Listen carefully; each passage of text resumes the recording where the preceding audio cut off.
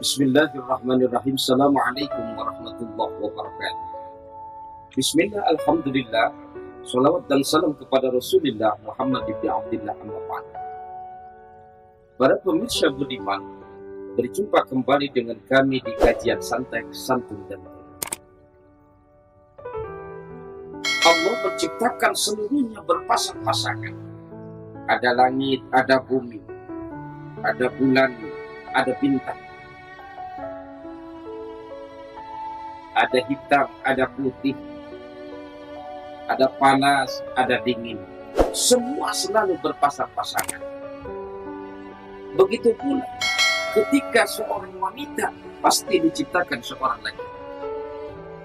Beberapa hari yang lalu kajian kita tentang istri-istri solehah.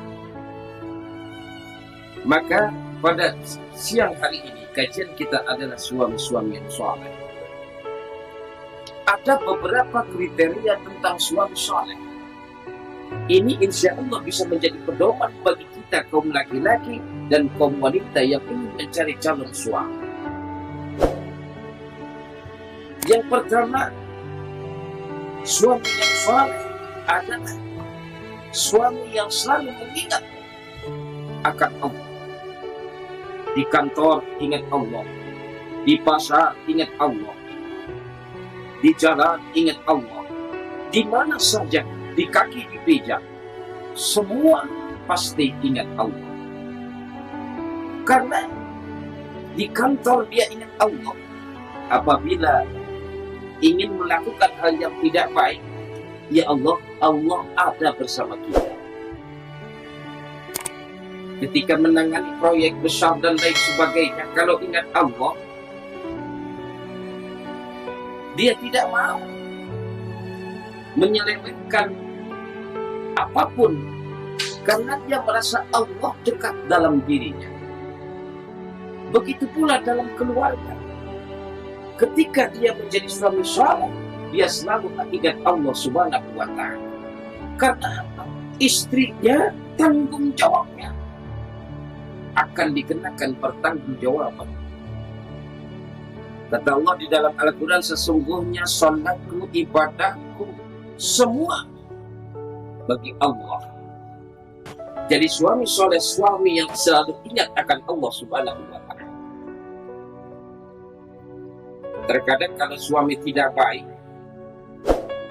kalau berada di kantor yang bukan menjadi haknya, mungkin dia mau. Tapi karena dia merasa kehadiran Allah ada di dalam hatinya, insya Allah, maka dia akan selalu menjaga nilai-nilai ibadah kepada Allah Subhanahu wa ta'ala. Para pemirsa budiman yang berbahagia, jadi suami soleh yang pertama kriterianya adalah suami yang selalu ingat akan Allah Subhanahu wa ta'ala.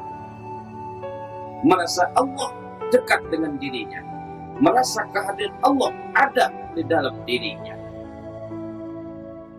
Apalagi kalau dia selalu ingat Allah, pasti dia sayang kepada istri. Para pemirsa budiman yang dirahmati oleh Allah Subhanahu wa ta'ala. Yang kedua, kriteria suami soleh adalah yang tidak mempunyai perilaku kasar dan berkata buruk. Karena Rasulullah SAW diutus innama itu liutammima makarimat akhlak. Baginda Rasul diutus untuk menyempurnakan akhlak, baik akhlak vertikal kepada Allah maupun horizontal kepada sesama manusia ataupun kepada alam. Zaman sekarang kan banyak, terkadang suami di kantor dengan permasalahan yang berat, pada akhirnya pulang ke rumah permasalahan masih dibawa ke rumah, akhirnya tidak terkontrol dan dia berbicara kasar kepada istrinya. Para pemirsa budiman yang dirahmati oleh Allah Subhanahu wa ta'ala, jangan kata Rasulullah SAW, yang paling sempurna imannya di antara kalian adalah yang paling baik akhlaknya, dan yang paling baik di antara kalian adalah yang paling baik kepada istri-istrinya.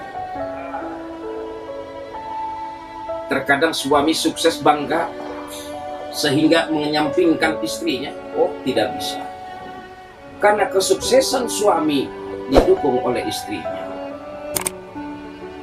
Tetapi suami soleh pun harus diimbangi dengan istri yang soleha. Karena ada sebuah lagu, saya teringat lagunya Bang Joni Iskandar, itu yang berjudul Secangkir Kopi. Bagaimana aku kan betah di rumah, setiap pulang kerja engkau tiada.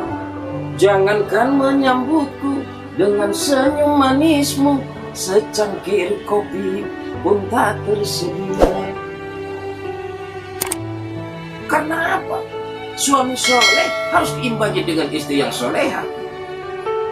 Kalau suami pulang kerja, ya sediakan minum kopi dan lain sebagainya. Ditanya, abang mau makan apa?